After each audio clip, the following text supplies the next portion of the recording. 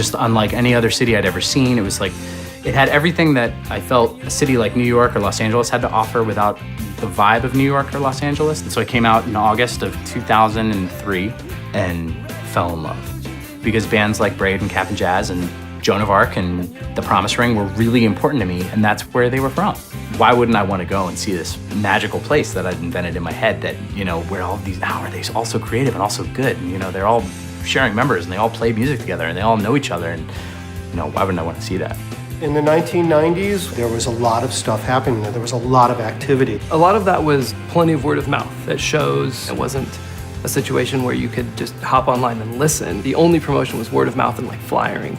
Oh my God, it was such a vibrant scene back then. I mean, one of my favorite places to go to was Lounge Acts. The Fireside Bowl was like the spot.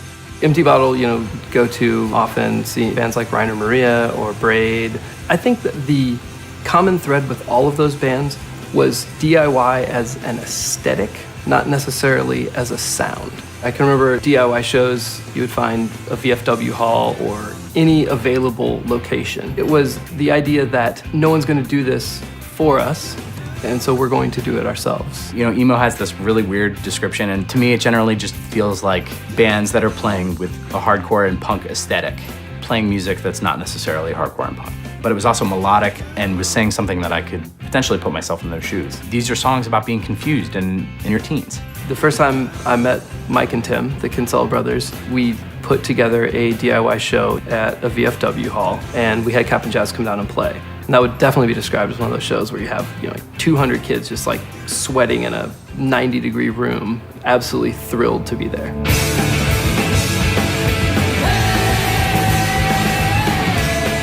Cap'n Jazz, I thought it was amazing. You put that record on, and it was so fast and so exciting, but yet still so melodic, and it didn't sound like anything else I'd ever heard. A million bands have tried to copy it, and no one has gotten it right.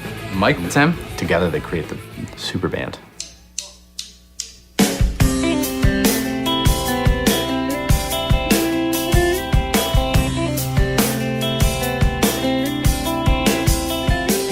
I mean, Wicker Park in like the early to mid 90s was pretty insane. And that's sort of like where you'd have to go because that's where like the musicians and artists would live. We played a lot, you know, bands are like very savvy now about like, oh, we don't play the same market too much, but like our market was just our friends. It was like every weekend, like instead of, you know, going to the movies, somebody would set up a house show. There was one show where the police showed up and Started crying.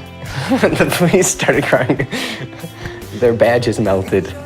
Everyone's like jumping up and down this garage, and there's like this part where the song breaks down, and we were all sort of like, oh, are we petering out? But there's like a vocal cue for it to like come back in. And I remember like screaming the line like as it's getting quieter and quieter, and then I like screamed the line and everyone came back in, and like suddenly all these people are like jumping around with the cops in the middle like, oh, these damn kids. I was the oldest member of Cap'n Jazz when we broke up, and I was 20. So, you know, we were very young. The drummer quit, and so I just like bought a drum set, and instead of playing guitar, I learned how to play drums to fill in his spot, and then we changed the name. I enjoyed playing in Joan of Arc just because he would challenge me. Whatever drum beat I heard or whatever, he would say, now turn that upside down, or you know what I mean, like, so it doesn't sound normal. And then American football would be sort of like what would come out if I'm just sitting, obviously, and I'm writing the songs. Musically, I don't think it's changed. I think like a lot of the new bands, they're kind of approaching it like we did, creating like this emo movement. It's still just like kids writing songs. It's pretty interesting that you don't really realize that there's this scene that's happening until it's pretty much gone.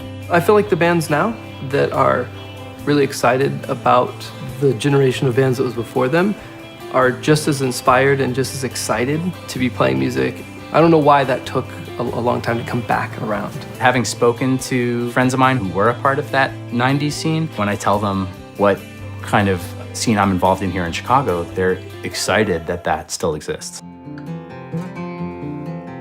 Here I go again, patiently irate and asking